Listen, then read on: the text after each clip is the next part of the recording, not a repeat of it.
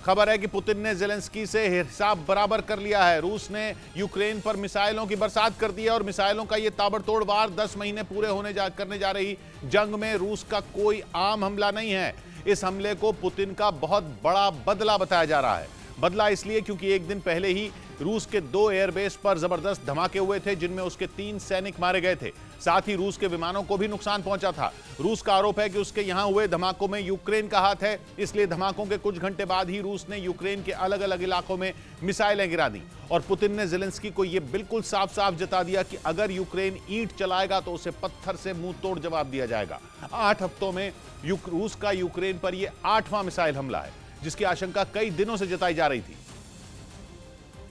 और जैसे ही रूस की जमीन घायल हुई, पुतिन की मिसाइलों ने यूक्रेन का सीना छलनी कर दिया।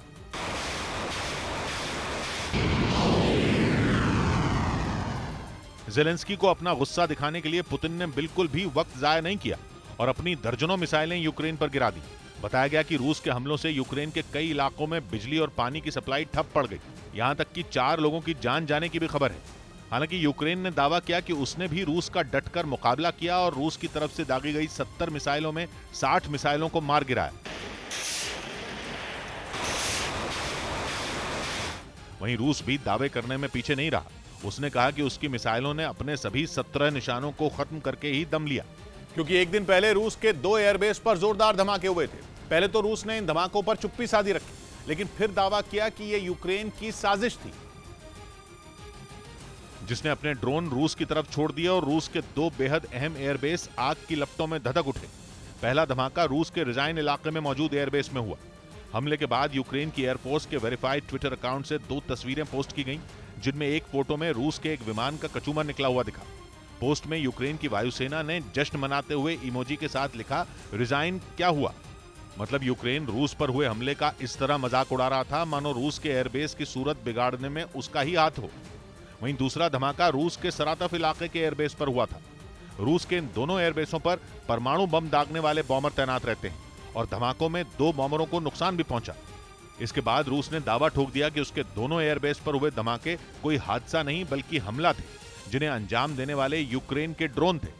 हालांकि रूस का रिजाइन और सरातफ इलाका यूक्रेन से सैकड़ों किलोमीटर की दूरी पर है, इसलिए अगर यूक्रेन ने रूस में धमाके कराए तो यह रूस के लिए खतरे की घंटी है, क्योंकि इसका मतलब यह है कि यूक्रेन की पहुंच रूस के काफी अंदर मौजूद उसके अहम सैन्य अड्डों तक हो गई है। शायद यही वजह है कि रूस के मिसाइल हमलों पर यूक्रेन भी हाथ पर हाथ धरे नहीं बैठा रहा। रूस ने आरोप लगाया कि यूक्रेन ने लगातार दूसरे दिन उसके एक तीसरे एयरबेस पर ड्रोन अटैक कर दिया, जिसके सामने आए एक वीडियो में बिजली से जगमग मकानों के बीच आग की ज्वाला भड़कती दिखी। कहा गया कि ड्रोन अटैक की वजह से एयरबेस में एक तेल टैंकर ने आग पकड़ ली। जो आग मीलों दूर से ही इतनी तेज दिख रही थी, असल में वो बेहद विकराल रही होगी। ऐसा लग रहा था मानो किसी ज्वालामुखी से लावा फूट रहा हो। बताया गया कि इस बार निशाना रूस के कुर्स्क इलाके में मौजूद एयरबेस बना। रूस का कुर्स्क इलाका यूक्रेन के बॉर्डर से लगता है, इसलिए रूस ने वहां लगी आग के पीछे यूक्रेन का हाथ बता दिया। हालांकि यूक्रेन ने किसी भी हमले की जिम्मेदारी नहीं ली।